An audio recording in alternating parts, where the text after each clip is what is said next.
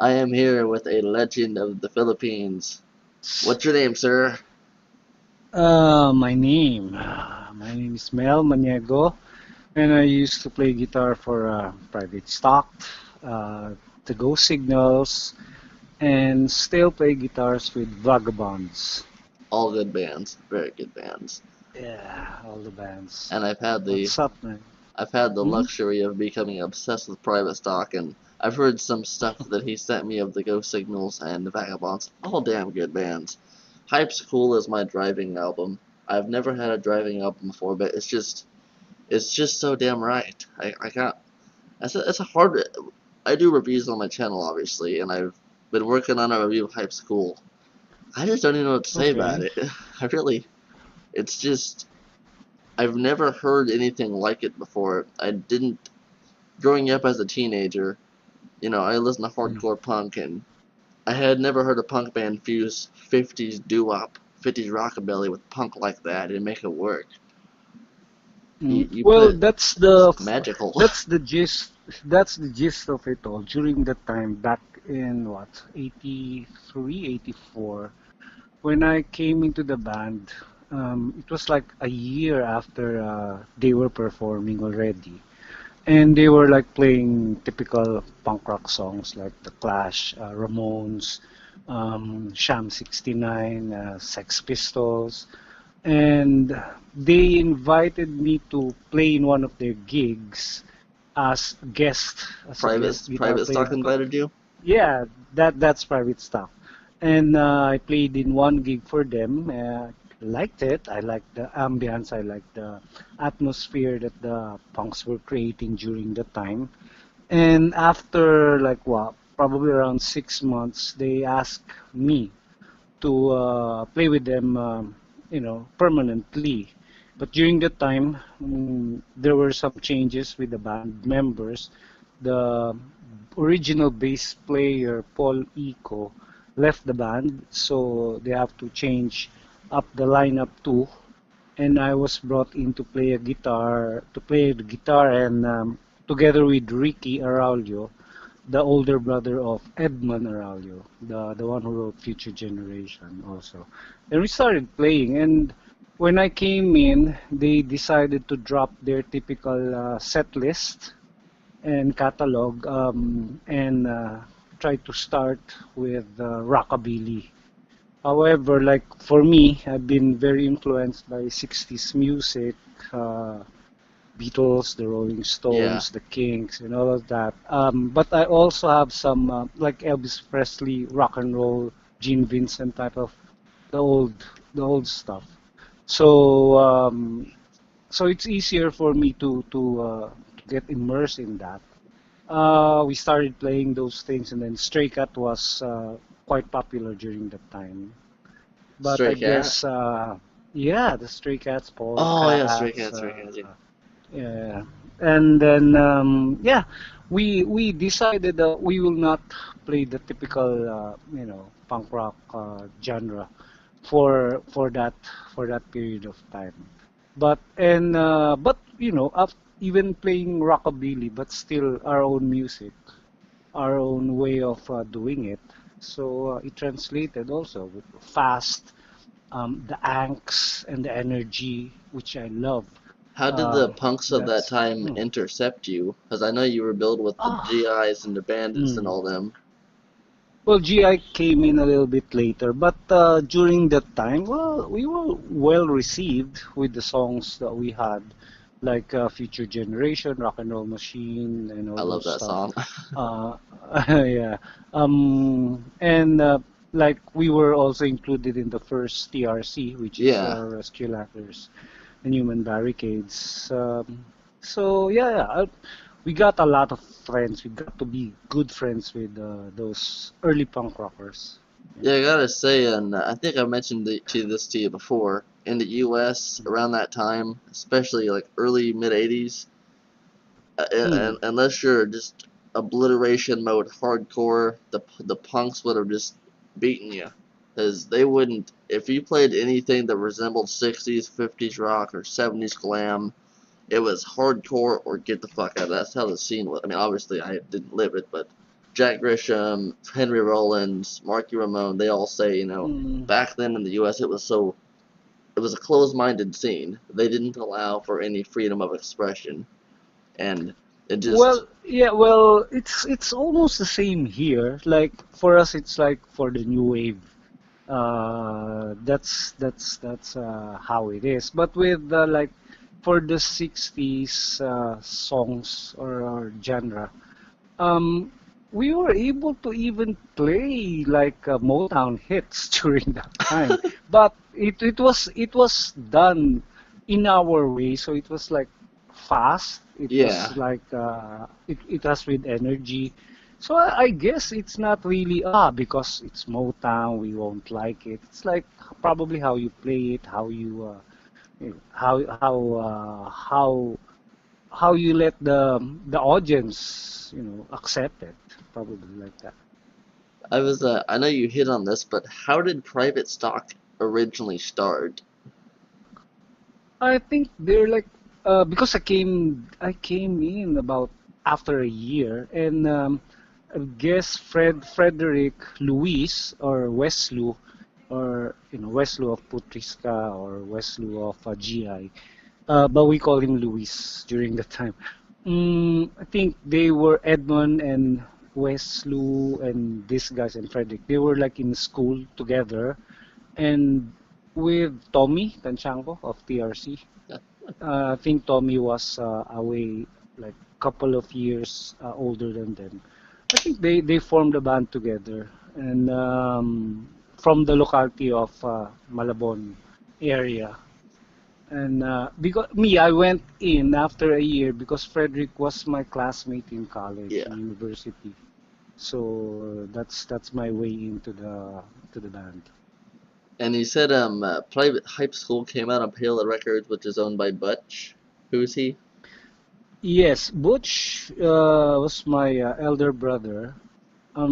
He's a sports writer Oh, and nice. a TV analyst Oh, in the PBA, like the wow. NBA, which the one who analyzes in during the games, and he also works with Jingle magazine. Yeah, you mentioned So that. yeah, and he managed us a bit during that time. Well, he was older than Yeah, I us, get you. and he has the proper job and the proper connections. So he managed us. So when people were producing their cassettes and trying to release it, he decided to release our cassette and produce it.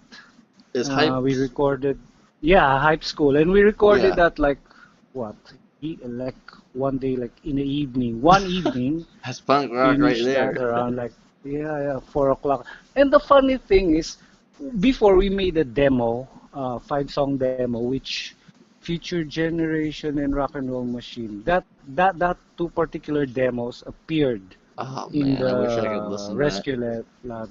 Yeah, in the rescue ladder in Human Barricades. That's the demo version. Oh yeah, yeah. And then the Hype School version, we recorded it like in one night, the whole album. And what's nice was like friends went over, like June Ortega of GI, who's this? George of GI. Well, Luis is there. Doming of Betrayed during the time. Al of Dead Ends, and his brother Jay also went there. Like a lot of what we can say like personalities during that time went there to record the backing track for Future Generation. Oh, So the I was wondering where the so extra vocals were the coming in and on that, and then went out. yeah, that in fact we have like a photo of that inside the studio with all those people with headsets and everything shouting, future generation on that particular song. And the song Rock and Roll Machine, not the Rescue Letters version, but the official version, there's a deep vocalist on that.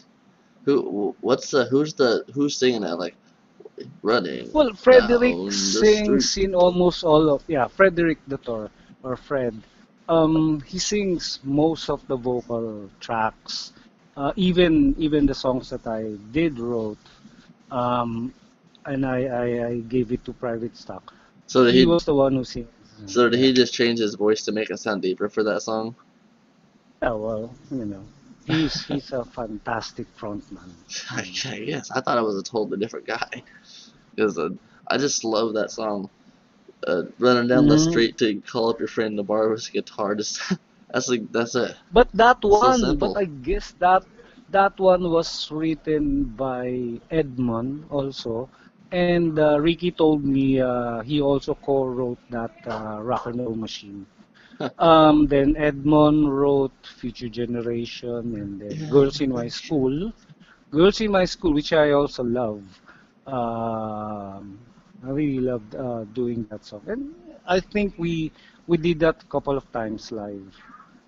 I'm And trying to. then most of that, yeah, most of the rest of the songs are like what?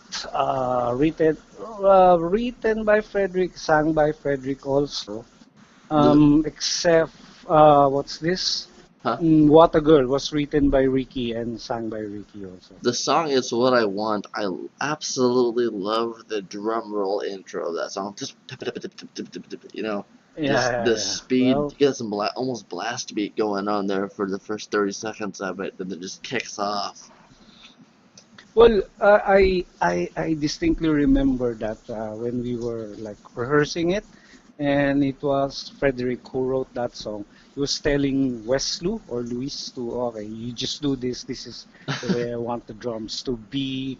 And It Luis worked. is like spectacular drummer.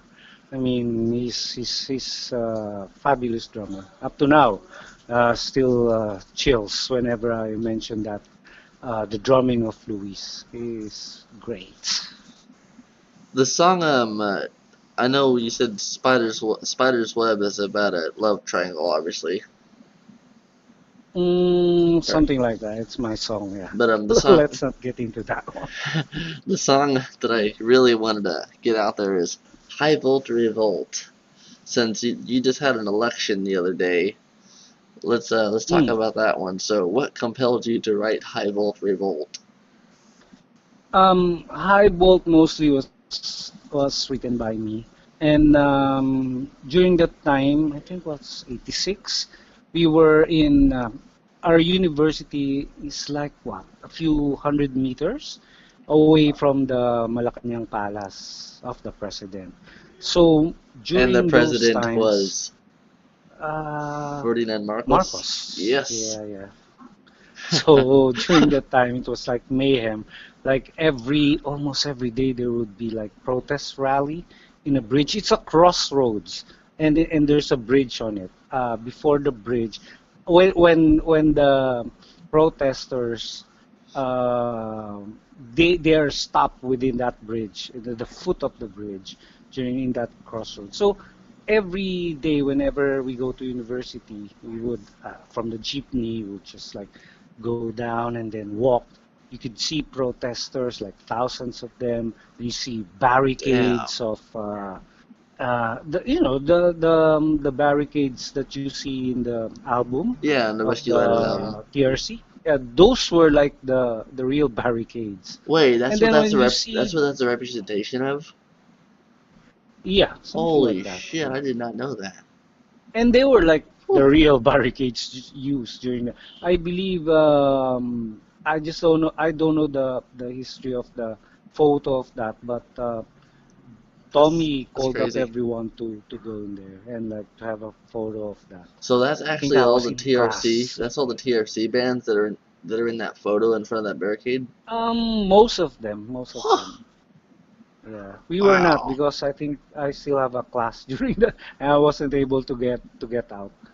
Anyway, so the reason I wrote that was, every day you would see that every day, and of course you are very familiar and conscious with what's happening with your country. Although Private Stock wasn't really a very political Yeah, band that's like the in only political music. song on the Not, album, isn't it? yeah, but even in the Go Signals album, I would write one or two like social consciousness or political Yeah, it's you gotta stay aware. leaning songs. Yeah. At least we're aware of that. Mm. That's that's one of the So things that I like about your album is it's kind of all over. I mean, you got like six different songs about girls, which you gotta write songs about girls. Paul McCartney says so, but you got songs about girls, you got songs about social change, about rocking and rolling, and you got one political song. It's Hype School is just a perfect blend of what you need. well, private stuff during that time when when we were writing the songs for the album, we were like, okay, we're into like student rock. That's why we have photos. Our uniforms were like just white polo shirt, cut the sleeves cut out, and then just simple DIY stuff. So it's like students when you're young, teenage type of thing. But of course, like with High Bolt for Revolt, it's something that I wanted to look. We're also aware of what's happening and kind of write it. And with Spider's Web, to tell you frankly, that song was inspired by my former girlfriend during the time was in Australia.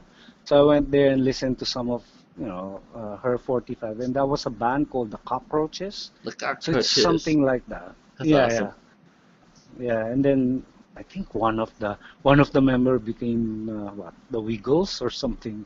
But The during Wiggles. the Oh the God. Wiggles, yeah, yeah, the Uh, children's cartoons, something oh, like that. that But they Wiggles. but they had a band before, like the Cockroaches, which I like. That's a So I strange just patterned transition. it. Yeah, something like that. What else? What song? As you said before, was my one of the first songs that I wrote and trying because like okay, for the doo-wop thing, it's like a very slow. So I think this is like the one of the slow songs or love songs that you can during that As you've time said for the before, punk yeah. era. Yeah, yeah. So it's a bit of a slow love song. Yeah, my sister, she listened. I couldn't get her to listen to the entirety of Hype School because she does not do fast music. She won't do it. She even passed up Rock and Roll Machine. I'm like, you just passed up the best song on the album. What's wrong with you? Hype Rock and Roll Machine's amazing, but she listened to As You Said Before about 5 times in a row, so she likes that one. But Okay, I was thank gonna, her for that. oh, I will. I was gonna ask you. So as you know, Tommy Tanchenko for some reason didn't release Third World Chaos New Move for Error on Twisted Red Cross, but did he ever? How come Hype School was never released on Twisted Red Cross? I mean, I know it came out on your brother's Um, label, but okay. We never really asked him, and he oh, never really asked us. And because we were like not really pressed for time, but like everyone's doing it, so we'll just do it for yeah, ourselves. I get you. And I think it worked. It worked out well. For us, it's not really an issue of okay, you're with TRC, you're not with TRC. It's like we're good friends. If we get Yeah, invited to play, we will play our ass out or something like that. So yeah, I think that's it. We didn't really ask him, and he didn't ask us. So hmm. and he heard that we're like doing it for ourselves, and that's less expense for him. Yeah, true that. I mean, I don't know if you know the answer to this, but one thing I want to ask him is I don't understand why Numa Ferreira didn't make it on his own label, but that's a question for him, obviously. I mean, do you know why? Mhm. Did he ever tell you? I no no no. I really cannot answer that. Yeah, I But I understand know that. they're like they were signed in a major label, Yeah, so Tower something like that. Records. I They don't know if is it Tower or is it Waya Records or something. Numu I'm not really Forever is on familiar. Tower Records, the original pressing. I Mm. don't know about the cassette. Oh, was Hype's Cool the only release on Payola, or did Butch put any more albums out? It's the only release. It's So it's like just just like a one-off thing, yeah. We didn't really because 86, it's like 88 we disbanded. But we uh, were like trying to write because that's the time that we have to graduate also. So we just have really no time just for pretty much a college band, pretty much. yeah, pretty much college band. But speaking of college band, did you ever see College live? Did we what? Did we ever? Did you ever see Arnold Marley's band College Ah, live? college. Yes. Yes, during the time when I wasn't still with private stock, Frederick was my classmate, and then we would always see, oh, you have a band? Oh, yeah, okay. I also, because I have a band in our locality, in our village or subdivision, whatever. So we, even though you're friends, you try to like outdo each other. Oh, we have a band. Yeah, okay, okay. Then and then he invited me. We have a because we don't use the word gigs during those times. It's like, we have a concert. It's called Brave New World. This will be in Field Trade in Ross Boulevard. It's like, okay. I would say like, maybe it's just like pulling my leg or something. But I attended, and I think I saw college during that time and other So, bands also. so did you hear the Mm. original Manila Girl then? Of course. God, you're so lucky. I really want to hear that demo. No, but college and Arnold is a fantastic songwriter. The melody and the lyrics. That's why I love the guy. And Yeah, also with the Urban Bandits also, yeah, we got to play with them a lot. that's awesome. Mm. If Fred Dater ever goes back to the Philippines, if I'm there, I hope you two would just do a duo private stock reunion. We did that. I think like what mid early 2000, I think. 2004, so 2003, something like that. That's the last time when Luis or Wesley was able to play with us. We did two sets. One set was like the old private stock, the future generation type private stock, and then we also did another set with the newer, like what we Yeah. term it as a second generation private stock that played 1993 to 1998, I believe. That's the Damn. time when Frederick migrated to the US. And we have an album of that, but we weren't able really to record it properly. But mostly those albums are Tagalog songs, which and were written by Frederick, I wish I could which hear which are that. great songs. Yeah, but we weren't able to release that. It's still here, the I demos. I think you mentioned that to me a while back, actually. Yeah, So I asked Arnold Morales this. I asked June Ortega this. I've asked everyone who I've interviewed this question, and you hit on it a yeah. little bit, but one, what was it like growing up during martial law, and two, what was it like having a band under that administration? Okay. Well, going through it, we were like, for what? We were like barely. I was in high school, elementary and high school. Um, how was it?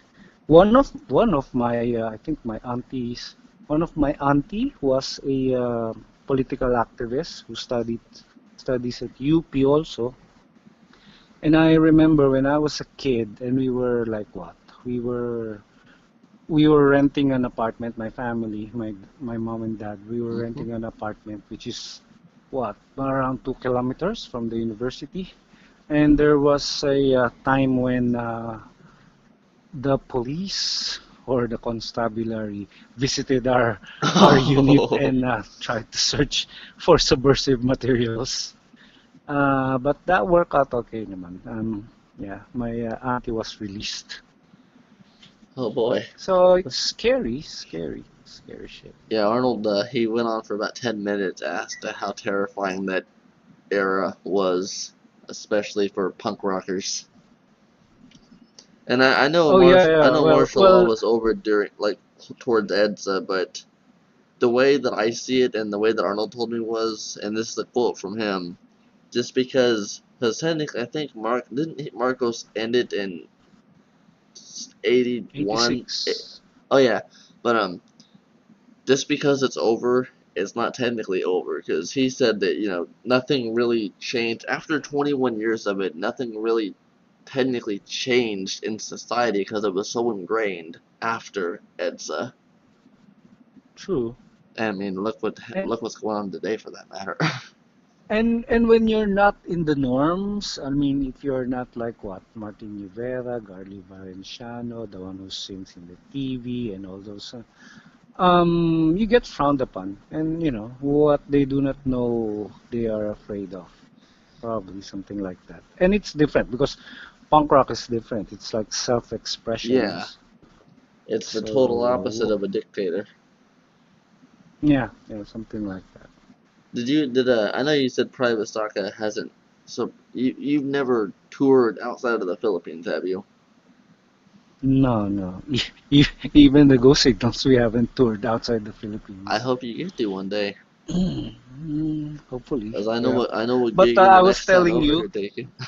eh, but I was telling you before during that time, Tommy Tanchanko's dad was, I think, running for a local post. We had like a mini tour, like I don't know if it's like a summertime, but it was like a mini tour of Third World Chaos, Private Stock, and Dead Ends.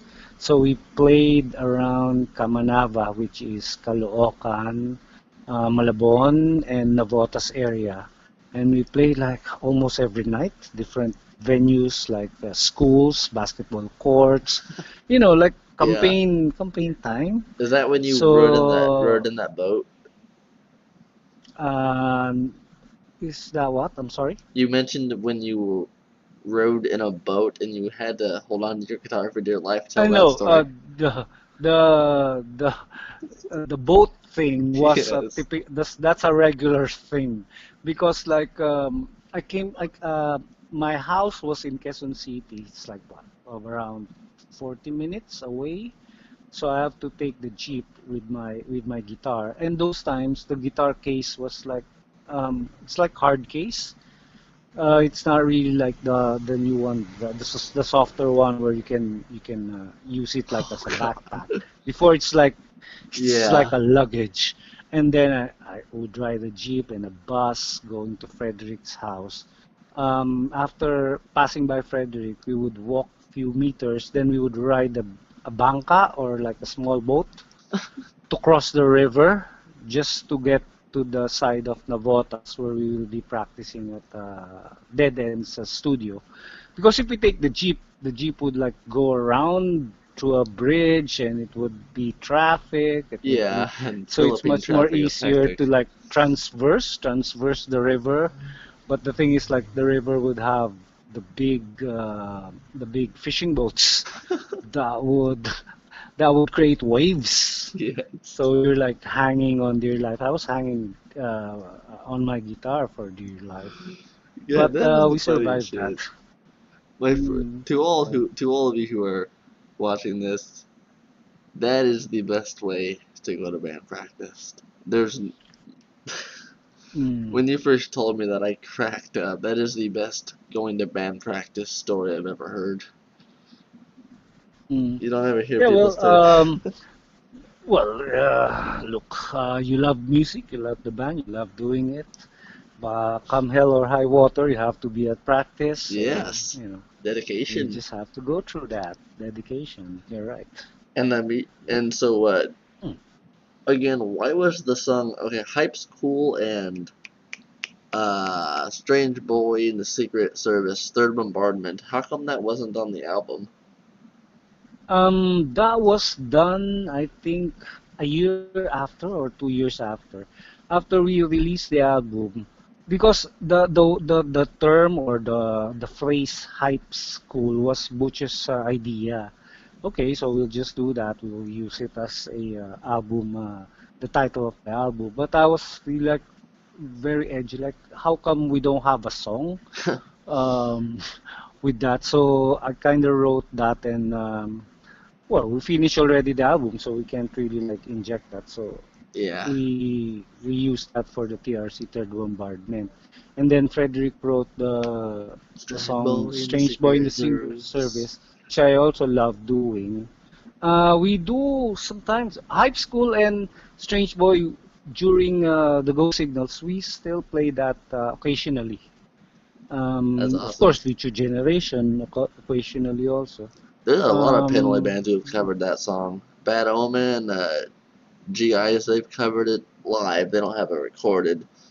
Hoi Pinoy, they've covered it. I've seen, I think there's a band from New York or something like that. yeah, there's a I bunch of I people think who've I covered that saw. song. Yeah, I saw that in YouTube also. Oh, that's cool. And what's cool about that song? It's the simplicity of the song. I think Edmond wrote that when what? When he was 16, Do 17, I you do guess. you know a band named The Faction from San Jose, California? No. Well, they have a song called oh fuck, what's it called? Kids, we are the future. Kids, we are the future. It's kind of like your song, only it's a lot more repetitive. I love The Faction, but yeah, it kind of Mm, reminded me of that. I'm trying to remember when theirs came out. The Faction is from 80 to 82. They were a very short-lived band, but yeah, when I heard Future Generation, I was like, damn, that's like a improved version of the Faction songs, which did you see my Independence Day review? yeah, yeah, I did. I had a lot of people from here asking me, so how come Arnold like copied the Urban Ways from New York?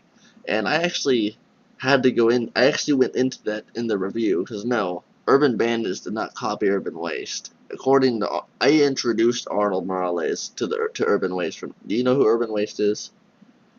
No. They're a hardcore punk band from New York City from Okay. 1980, 82, but no, there's no copy in there, but yeah, I just wanted to bring that up because I had to explain to people in depth how, the Philippines did not have internet back in the early 80s, and so there would have been no way for Arnold to have known about that band. But same, True, and true. that's why I brought the faction up because I know some people might, a lot of punks out there, especially from the U.S., especially teenage punks, be like, did they take the faction song? No, there's no way in hell you took the faction song. That's why I wanted to bring that up.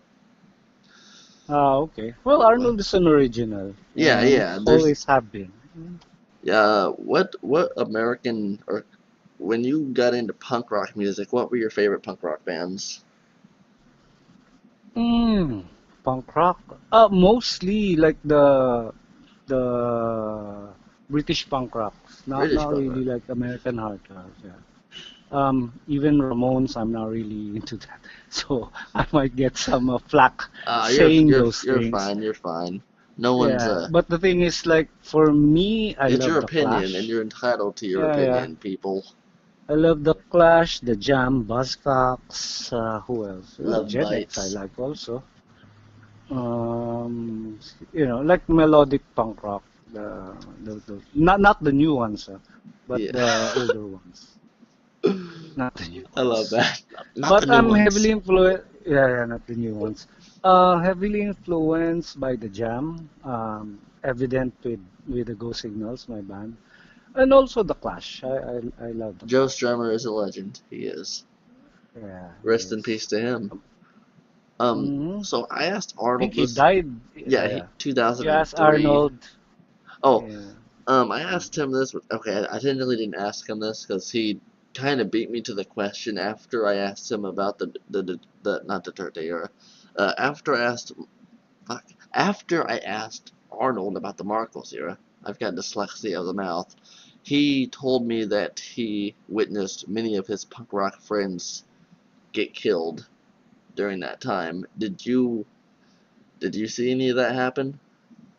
Like, did you For lose? me, no, not personally. It depends also on the area where you frequent or where you live. During that time, I think Arnold's area of residence in Santa Mesa, yeah, it's a bit tough. It's a Yeah, tough he neighborhood. told me that Mm. kids were carrying around pieces, guns, shooting at shit and causing chaos down there. Mm. True. It's crazy. So no, no, I haven't really seen.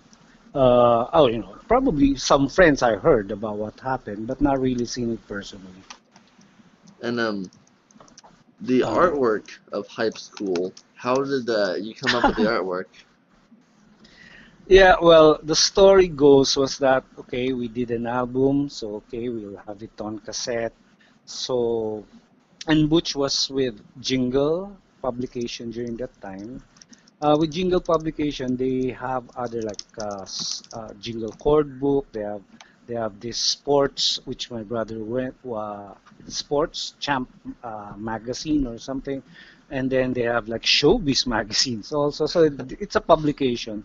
They Yeah. have like press machines, printing machines at the lower floor. So after recording, okay, what's next? And then they told us you have to have a cover album, a cover for your album. Okay, so we have to do that. And we do not know anyone in terms of like artists we know in Jingle they have like great artists, but it's do it yourself. So Yeah, DIY is fun. uh, yeah, kind of shame to ask for favors. So what I did was in a white bond paper. I got my mom's what's this like China different different China plates. Yeah. So I got different like this one is from a saucer, this one is from another China plate which is smaller. So I just freehand draw on it and then got some colors and okay, yellow and black and all this. And then even the lettering is just freehand. And then I gave it at a jingle and probably they shot it and then, probably put it in print, That's something awesome. like that. And then, as I was telling you, with the cassette, so we were able, I think it's like a Betamax cassette. We were able to get black Betamax cassettes. And then, because Jiggle already printed the sleeve, we don't want to ask them again to print the inner sleeve for the cassette. So what we did was like yellow side and the black side. And the yellow side, we just have a sticker, a yellow sticker, Yeah. paper, and then just have it pre-cut and then slap it there. So that's the yellow side, and the black side, which is the cassette, the black plastic cassette. So it's like do-it-yourself. Yeah, um, it wasn't June Ortega and someone from Throw. I think I was talking to Al, but they never told me who they were. Told me the original Twisted Red Cross cassettes were pitch black. There was no transparency to them. I think because that was the cheapest Yeah. cassette you can buy, Which something speaking like that. which speaking of Twisted Red Cross again, Chaos of the Bandits. At first you listen to it, it sounds like a song about rival street gangs, but what's it truly about? Well, it was supposed to be something like that. It's a rival street Yeah. gang, but that one I remember coming from Novotas, the practice. We all went back to Frederick's house, which is quite rare. And then we had a lambanog session, which I think was from Frederick's older brother. He has like a gallon of lambanog. Lambanog is like our local, I was about to ask what local. that was. Well, it's like what's this? The one in Virginia before um, the one that you make in the mountains. Oh, I have no clue. The Moonshine? brew or something like that. Yeah, Moonshine? like it's like a local Oh moonshine god, you made some from powerful shit then. coconut. From a coconut? Yeah, it was. God. Yeah, from coconut. Haven't you tried that? No, I haven't. Oh, I'm, that's uh, I'm, that's uh, I'm quite gonna, popular in the in some of the provinces. I'm gonna have to try Anyway, that when so I come what back. we did, yeah, try that, but try try to be careful. Okay. Anyway, so what we did was had that, and then okay, let's write the song. So okay, Chaos of the Bandits was a tip of the hat for the word Chaos and Urban Bandits also. But two bands that we love. So we just combined it and just wrote over like, okay, let's make it like a gang war or something like that. And it Big was Fat written by Louie. all of us. It's like Frederick would throw in a line, I would throw in a line, Edmond, Ricky, and even Wesley or Luis would throw in a line. If it fits, okay, let's use it. Hell And yeah. then it's like we just jam it. It goes faster and faster. Luis doesn't have a double pedal, for the drums during that time. So it's like a single pedal. But if you listen to it carefully, it's like a double pedal style of kick drum. So is that really is that good? I love that song. It's Mm. yeah, when I first heard it, because you go from, I got the track list pulled up here. As you've said before, High Volt Rock, High Volt Revolt, Castle of Bandits. Like, those are pretty much the two most serious songs on the entire album. Yeah, well, serious because of the Lambayog session and drinking session of Lambay. And the song Class Yeah. Villains, now, that song's Mm. pretty chill. It's just about teacher rebellion, right? Or what's the Yeah, yeah. Well, that's Frederick's song. It's, as I told you, we were like doing what, college student punk rock during that yeah. time. It's like we don't want to really appear that serious. Something like, write about girls and student life. But, within writing of the album, you would observe things like, for me, with what's this, with High Bolt for Revolt. So we just do that and, try to make it our own, try to have it in our own style. You did damn good. Ah, thank you. So Thank you. you, Well, so you said there's only 500 original hype schools out there, right? yes, 500 copies. Even me, I don't have an original That's one. the crazy part right there. I thought there was only like 200. I think someone told me they thought there was 200 of them at 500, and none of them exist anymore. Okay, well obviously some of them exist, but Yes. that's crazy. Well, I know a couple of friends of mine who owns them, and I don't think they'll be like selling it. Well, shit, no, I wouldn't sell it if I had one. I mean, Mm. that's the original, which maybe talk about the reissue on here so the people can get hypes. I'm trying not to make Yeah. a Okay. pun. So everybody, Yeah. since I got the man himself on here, there's another little Yeah. Well, specialty about this. couple of years ago, Huh? our barn or our storage area, we were like fixing it up, and then I saw the original like half an inch or an inch, maybe half an inch reel. It's like a Oh master my reel. god. Yeah. But the carton cover that has like the markings and everything was already gone because Ooh. of termites. Oh But I was able damn. to get the reel Well, and that's had it good. clean and had it transferred, and they digitized it already. Yeah, you told me So that. and yeah, but the reel exploded after that. After that because probably it's so brittle or something like Oh that. man, Anyway, I would have the cried. good thing is we were able to digitize it. So there's Maybe officially a preservation of it then. yes, That's good. and Hype's what I cool. was Hype's not we were lost. planning, yeah, we were planning is to reissue it also, but just maybe enhance it a little bit, equalization, because you cannot do anything. You cannot do so much with just like a half inch tape. Yeah, It's already I finished. get you. Maybe Which just probably enhance the sound a little bit, and hopefully, equalization, which and then there's no hopefully to mm, it. At some point, I believe it will happen because that's gonna be my mission this summer too. So can I make the announcement of my reissue of it on here for you? As I really for the reissue or for or that one, the the one that you the have the right one that now. I'm gonna be doing.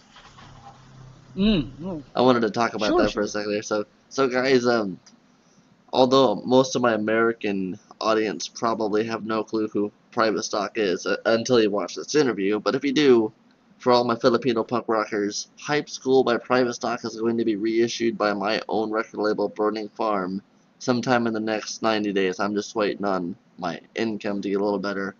I'm going to be reissuing it now. It won't be, as Mel just mentioned, they found the reel and they got the master. This is not from the master. I am merely Mm-hmm. taking a rip. So there's a rip of it I found online. I am taking that rip and I'm putting it on another cassette. So this is not Mm-hmm. some enhanced version. This isn't a remastered. Nothing like that. This is pretty much the original, just brought back to life. And Mm-hmm. Mel told me that if I am able to get him a quantifiable amount of money, that he would potentially fund that project. Mel, you can talk about that if you'd like to. For the reissue. Yeah, for the official enhanced Yeah, yeah. reissue. Well, there has been talk about that, but right now I'm still getting the pulse of of our friends. Do I really release this or something Yeah. like that, or do we put in? We're planning. The initial plan was enhance it, then release it together with probably because a Strange Boy in the Secret Service and Hype School, the song was released under TRC, so we still have to Oh, ask. yeah, I get you. We cannot include that, but we plan to include a newer version of that, and hopefully with the new technology we can do the instruments here, and then have Frederick sang over it and then send it back to us Yeah, for I've got a bunch of friends who have I've played Hype School, the song, and they're like, "Why don't you mm. ask him if you can put it on the album?" I'm like, "I've already asked that, can't do it because of legal reasons." Yeah, But yeah. I've We have to respect also yeah, Tommy's because that's TRC. It's either that or we ask permission for us to yeah, use it.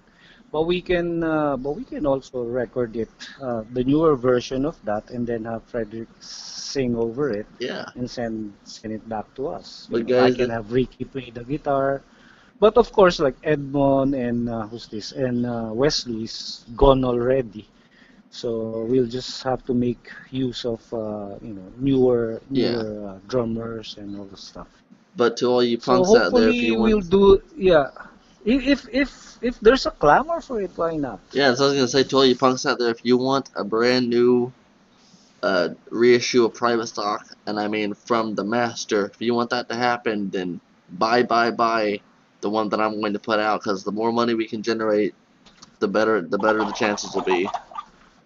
And Mm-hmm. you heard it from Mel himself. Mine is not a bootleg. It's not a master, but it's legal, as I don't do bootlegs here. Because like for me, like the original master, of course, what I want is to get it back, but I have to pay that because they cleaned it up. Yeah, I So I get you. have to get the digitized version. Because the real I told you exploded already, so it's That like would have in made me pieces. So cry we if I cannot. would have witnessed that. Yeah, but at least we were able to digitize it, Yeah, and so that's that. so and then. For me, it's not really the money-making thing. It's these songs like Future Generation. It's not our song anymore. It's their song. It's our supporters, our friends. We don't really own it because they've been singing it. They've been supporting the song. They've been supporting the bands from what? From '86, since '86, and for us, it's like for them to enjoy. Give it to Yeah. them, something like that. We just have to like get our expenses back for that, mostly. And I'm gonna do all I can to help you with that, Yeah, yeah, and I want to see. hopefully, whenever we acquire the CD or the CD of it, then we can start the process, and hopefully, you can help us, and Oh, I we'll definitely will. get you I'll involved with it. give you all the help I can. Which so Mm. we've talked about private stock now. I haven't listened to a bunch of the Ghost Signals and Vagabonds, but let's talk about those two bands. I know we're 50 minutes in, but they don't. Your other two bands deserve some notoriety too. So can you go into the creation of Vagabonds and Ghost Signals and just tell the audience a bit about them? Well, the Go Signals first was like an impromptu band that was put up because my brother was sick during the time, Oh, no, sorry to hear and that. then he was trying to do a fundraising thing. So he told me to, come on, put up a band, just play for the night. So what I did was get my brother to play, Luis also, West Lu of Putriska also played with us because it's easier to get, the guys that I'm used to playing with. Yeah, And then I was able to get also Boyers Miguel or Boyet Miguel, who is a like a that relative of ours Boyers also. is is an awesome guy. He sent me the new Betrayed CD. Awesome guitar player, yeah, yeah, very good guitar player. So initially we played just like one show, and then after a few months, I was thinking of myself like, come on, I can do this again. And then other people, even Westloo was asking me if I'm going through it, going to continue with the band, because I think he was looking for a band that would play nightly, so for income. And I was really not really keen during that time because I was really busy with work. But I was able to do it, and it became three-piece band. I was able to get Spike, my nephew, who is like what 16 years old during that time. He He got was to play with the able legend. to, well, he played with Tro afterwards. Oh wow. And yeah, so we played three-piece, and we were able to make an album which was written by me and arranged by everyone in the band. And the album is called Secrets and Lies. It's an 11-track album, and I'll be sending like a couple of copies to you maybe like Yay! in a few weeks time. That'd be awesome. I can't wait So to you hear it. have. Mm, Yeah, because guys, thanks. And then he sent me a few of the digitals to listen to, but I haven't even heard this. So mm, this is totally rare stuff right here. well, unfortunately, we have to stop playing early this year. So that's it. Then for Vagabonds was already, it's an alternative country band started by A damn good Albert one. of Albert Ascona, and then we have And he's a Jerome, guy in Bad Omen, or right? the guy from that band. And then we have Johnny Tender of Pusakal, who plays fantastic guitar. And then we Nice. have Mali Paraguya of Tame the Tikbalang and POT fame, fantastic bass player. And AJ, new drummer, the son of Albert. And then after a year or two, something like that, they asked me. But initially, Albert asked me to join in, but I deferred because I was concentrated with the Go Signals. But after a few years, I joined, and yeah, they have an album out, the EP. I think like 8 songs, 8 or 9 songs, He and sent then we me a have a few single out also. Vagabond songs. Mm. Yeah, it was the songwriting of Albert there. I You know, for really the like longest it. time when you talked about the ghost signals, I thought I had actually known about them for a long time, but no, the band that I was thinking of was called Signal 3. Totally different band. I Yeah, was like, I wait a think second, I don't know who that is. Oh, I know, never mind, totally different band. Totally different yeah. band. Yeah, Signal 3, Signal Trees is from where? you, From New York? I think they're from the UK. I think they are. Ah, I'm okay. not sure. I don't know really anything Mm, about them. I have a 7-inch of them somewhere. That's why I was like, mm, your name sounds so familiar. I don't know how that sounds okay. familiar other than the word signal, but so do you have any other bands that you've done or just those three? Well, those three, and then because I tend to be like loyal with bands, but I would play around with other bands. Sometimes they would invite me or something like that.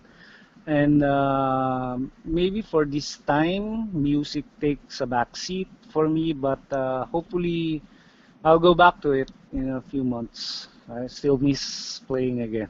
Yeah, I get you. I love music. You know, when you start doing it, you just sometimes it's good to take a Yeah. break, but it's just in the bloodstream. But another question for you here now. This isn't necessarily on the topic of music. I asked Hmm. Arnold this. I asked them all this. Compare the Philippines back then to now, if you will. Just the atmosphere of the country and where you think it's heading.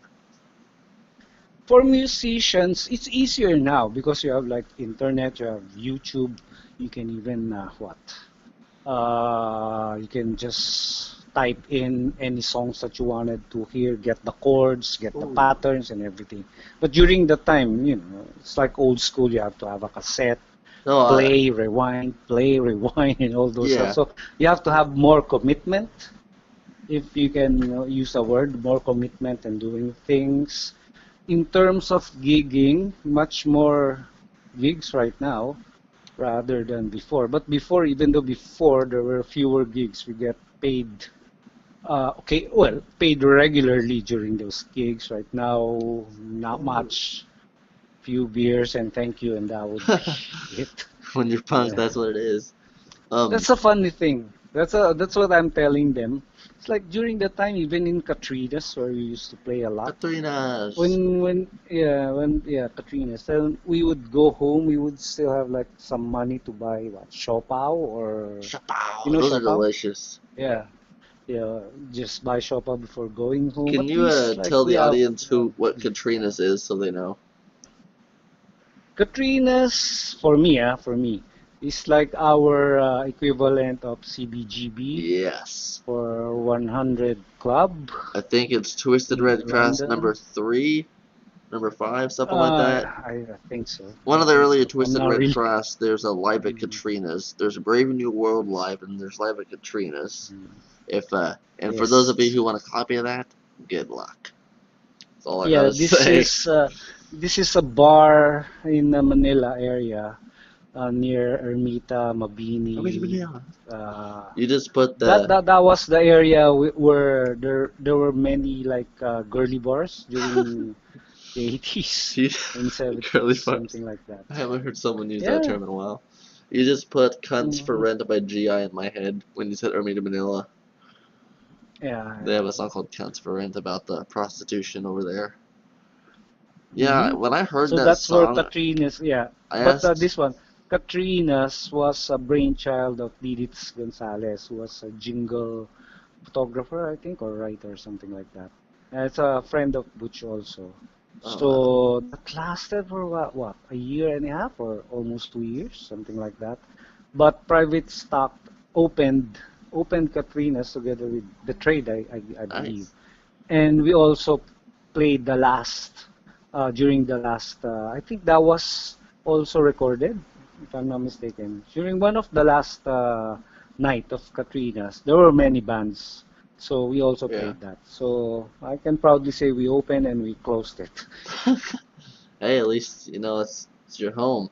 Um, Another question Yeah. here. So when I lived in the Philippines for 9 months, and I think it was June. I arrived on May 31st, 2018, but like a couple weeks Mm. in, I started just walking around and exploring. Like my wife, she'd get up in the morning and do her thing, and I just go around, look around, and in tons of Cavite and in Manila and all over the place, there's the markets, and I remember I asked I think a P&P officer, because they spoke English, well, some of them did.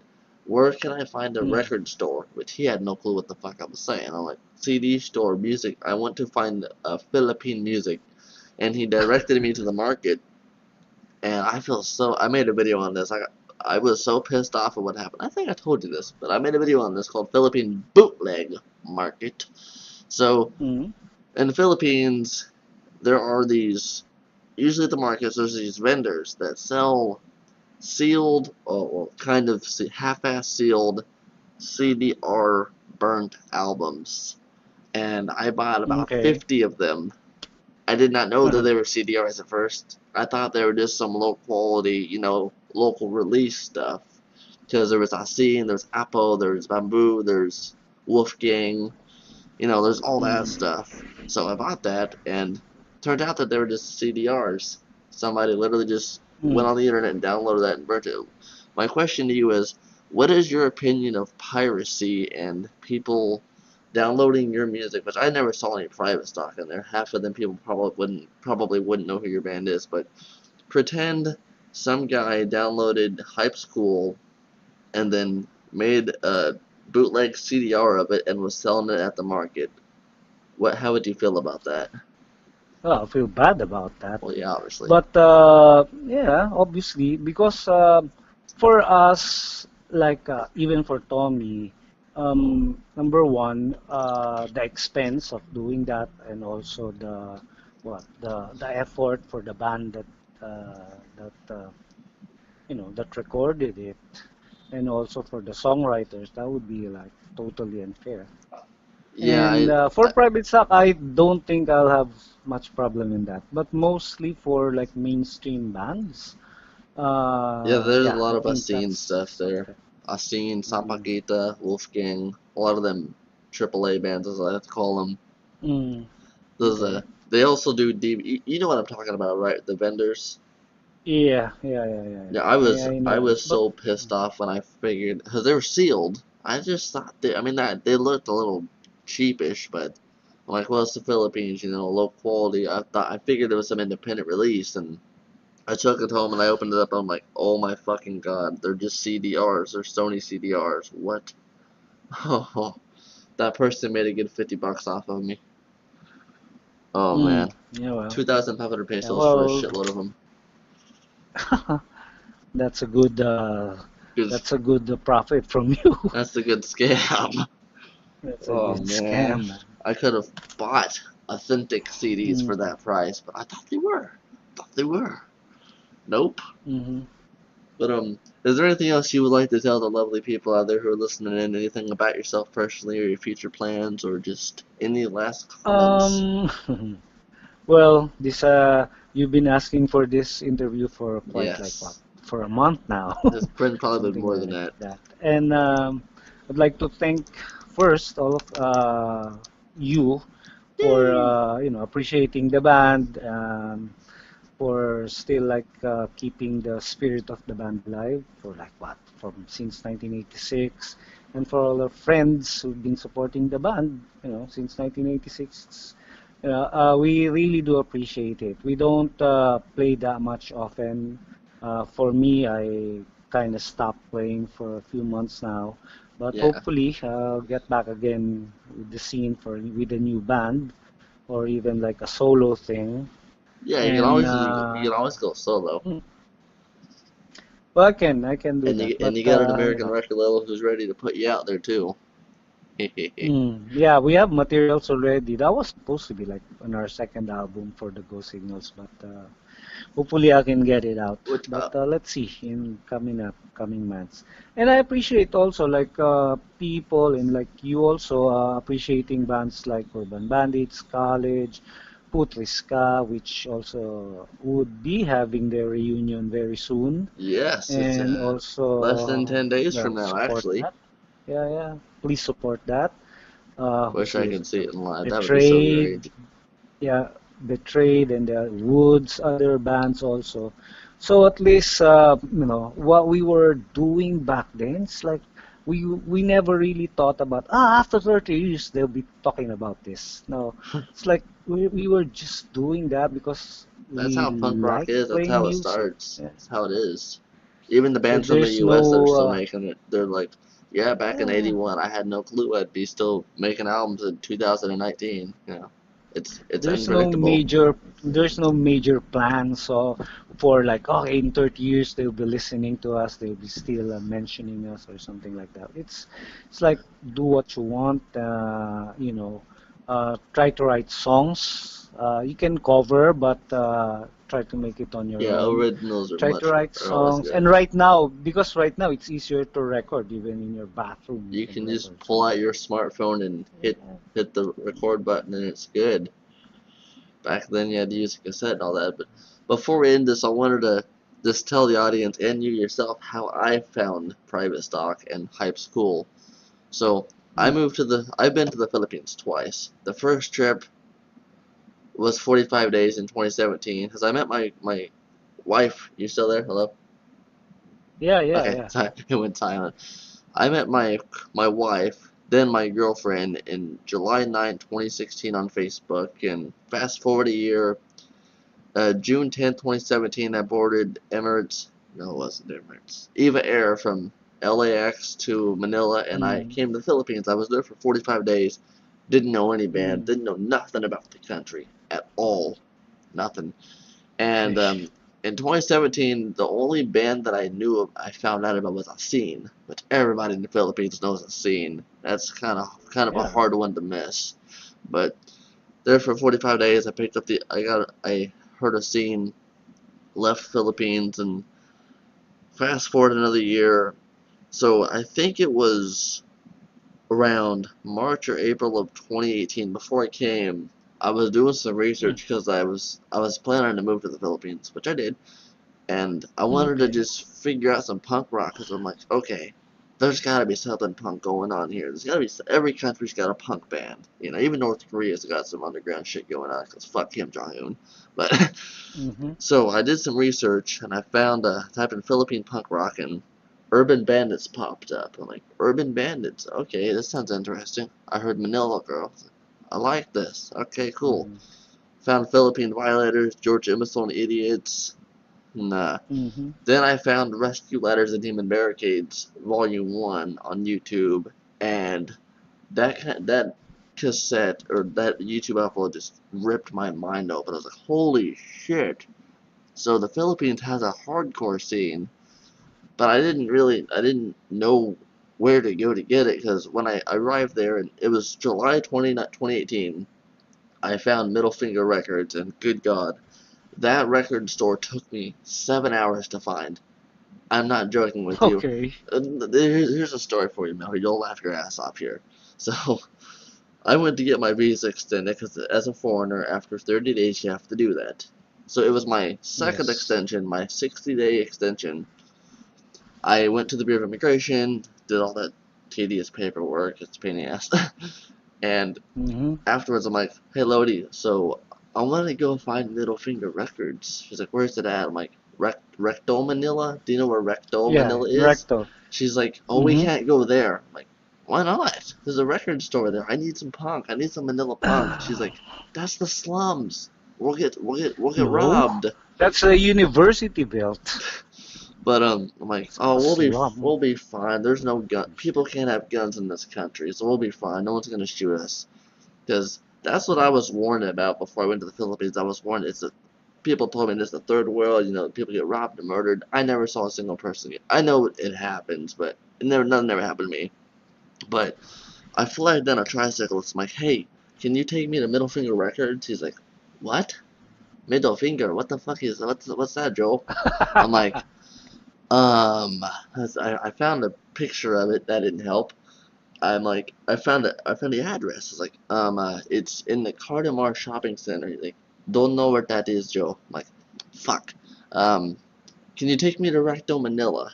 He's like, yeah, you can take you to Recto, Mm, no problem. So he takes me to Recto, and the okay. journey began. I shit you not, I talked to at least 20 different PNP officers, security guards, showing them the pictures.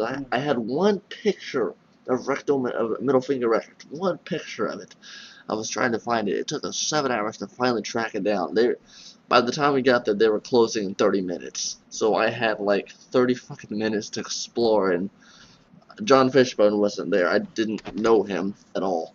But I got Mm-hmm. there, and I bought the Urban Bandits, Independence Day, Fascinating World of Garbage by GI, and Philippine Violators at Large. I bought those three, and Mm-hmm. I was looking through their stuff. I'm like, what else do you have around here? She's like, oh, that's all we have for vinyl. Like, you have any cassettes or CDs? Okay. I'll take anything you have. Just tossed it at me. She threw me a Dead Ends Second Coming reissue. Like, all right, Mm-hmm. I don't know who Dead Ends is, but cool. Pretty much, the lady just tossed at me a bunch of stuff, and I spent almost 5 or 6K there. So I got some stuff. Okay. And I recorded a video, and then my second time going back there, I bought Bad Omens, the Black Cat album, and what else? Okay. IOV, Another Destructive Sin. No, no, no. I bought IOV from Noel. I didn't buy that from Middle Finger because they were charging. I bought Oh. Fatal Response from Middle Finger. Fatal Response, Rescue Letters 2, and I bought some shirts. But yeah, I went there twice, bought quite a few things. But that fucking place took me seven. Nobody in the area knew where it was. No one had heard of it. No, because the shop is inside the Yeah, inside the mall. I was beginning to And think it's it didn't well, exist. and number two, that one, that is its slum. That's the university area. I mean, we have lots of people, lots of Oh, it was fucking commerce. crowded. It was fucking Yeah, crowded. it's crowded. Good But God. like the Carti Bar and that one, there's a small street there in between those two. That's where we used to play. Dude, Also, I a remember lot, a lot. I remember one of the police officers was like, that place does not exist. I'm like, I was starting to think it didn't, because I just couldn't find it, and you have no idea how stupid I felt when I did, because I had shit, I walked by it at least 30 fucking times. 30 times. You should have asked. You should have asked June about it, No, I how mean, to go there. I didn't know anyone in the punk scene at this time. Mm. I met June, I met all the punks, including yourself. Well, I mean, I met you after I left the Philippines, but see, I met June in January 2019, Arnold in January. Um, I think June Ortega was the first Philippine punk rocker that I met online. Mm. No. Ninoy Padridge one of Pagan Fire, I met him through a cassette tape group, and then Noah Punksha. Those are the first two that I No, met, yeah. including some other jackass named Roberto. I don't know his last name, but he blocked me because I wouldn't give him 7K for a cassette tape. It's like, dude, I'm not giving you Gosh. $140 for a cassette. Unless it's signed by Tommy Tanchenko, I'm not doing that, bro. No. He was Uh, trying to sell me Rescue Letters one for 7,000 pesos. Nah, not worth it. Especially because he had a reissue. But yeah, and then I went to Mutilated Noise around December, Noel's shop, and I got a bunch of stuff from him, including Puerto Rico, Man Arnold in February. But yeah. So how I found private stock, because Middle Finger didn't have your cassette. No one has your cassette. But mm. I went on Google while I was in the Philippines, and I found a Brave New World blog, and there was a band named Private Stock on there, and your album kind of stuck out amongst the other punk albums. It looked a little different, and so I read about it, and I was like, oh, damn, rockabilly. Okay. I downloaded it, and it immediately blew me away. I was like, holy hell. Nice. From Have More Fun down to Future Generation, just I probably played. Oh, that's what I was gonna ask you earlier. So the song "Have More Fun" is Mm. get more satisfaction. Is that a Rolling Stones reference? I guess so. Yeah, that's Frederick's song, so maybe. As I was like, oh, there's a Rolling Stones reference. Can't get satisfaction. But Hmm. that album blew me away, and I kept asking Noel, Nanoy. I didn't know Fishbone then, but even Arnold. I'm like, do any of you know where I can get this? And Noel, he told me that he hadn't even seen it in decades, and that was pretty much what every punk told me. Never seen it before, bro. Sorry. And I'm like, and then I meet you, and you tell me that you don't even have a copy of it. I'm like, well, shit. If the guy himself doesn't, looks like I'm not getting it then. Time to make one. Yeah, it's quite, yeah. Maybe just make one. Yep, I'll And I just haven't fucking. really really listen to the album that much anymore, or like unless like for have more fun if we are going to play it before with the Go Signals, I have to listen to it. I played piano in that. I also played piano in that track. I Oh remember yeah. because yeah, during the time when we went in the studio, we were accustomed to like having amps in the studio. But the thing is, particularly on this album, the Hype School album, Let's go. there were no amps, so they were all like direct plugged in, Oh and wow. there was only a piano there. So it's like, come on, it's here, and we don't have time to like get in the Yeah. amps because our meter was already running during the time when you go inside the studio. So there was a piano there, like make use of it. I'm not really like good with piano, but I can play with chords. It's okay. Let's just just use the piano then. It's free. Yeah, I like a So lot of the backup vocals on many of the songs on Hype's Cool, where you're like rock on, yeah, let's rock and roll, yeah, hey, rock. This has a well, little those more are the enthusiastic guys. fun to it, and Yeah. and I comment on Rock and Roll Machine when Mm. rock and roll machine, rocking and rolling, and when that chorus is playing, and then the main deep vocals goes, yeah, oh, I like that. Mm. That's just Yeah, hilarious. that's Frederick. That's Yeah. hilarious. Like, And Rock oh and Roll yeah, Machine, like the opening line, it's a guitar with a dude, yeah. pedal, a distortion pedal. I think that's the only effects that we had during that time, and it was owned by I think Ricky or Edmond. So it's like an Ibanez tube screamer. That's the only thing that we have. That is like, During the time we can't afford really to have those yeah, pedal boards and effects and all those stuff. So you know we have to make use of what we have. I just love it. It's just a good classic rock and roll song. And then I the first part, it's about running down the street to borrow your friend's guitar. The second part's about buying your own guitar, and then the third part is talking about smoking and drinking while playing and making your head spin. That is just so Well, punk. that's Edmond. That's basically Edmond, something like that. I just like how the True song punk takes a rock. turn in that direction. Like, yeah, we're gonna hit that part up now. That's important. Yeah, I think we covered almost every song on this. Yeah, Girls on My School Class Beyond. Okay. So if you need anything, you just give me a buzz, and then Yes, yeah, we'll do. and We'll thank you do. so much, Mel, for We'll keep listening. in touch, and we'll drop messages here and there. Thank you very much, man. Really, really appreciate this. Oh, I do too. It's on. Play good rock and roll, chance I've been waiting for. And when I get a shot, I'm sure I'll hit the mark. Being like Mr. Bond with a gun in my hand, that's what I want.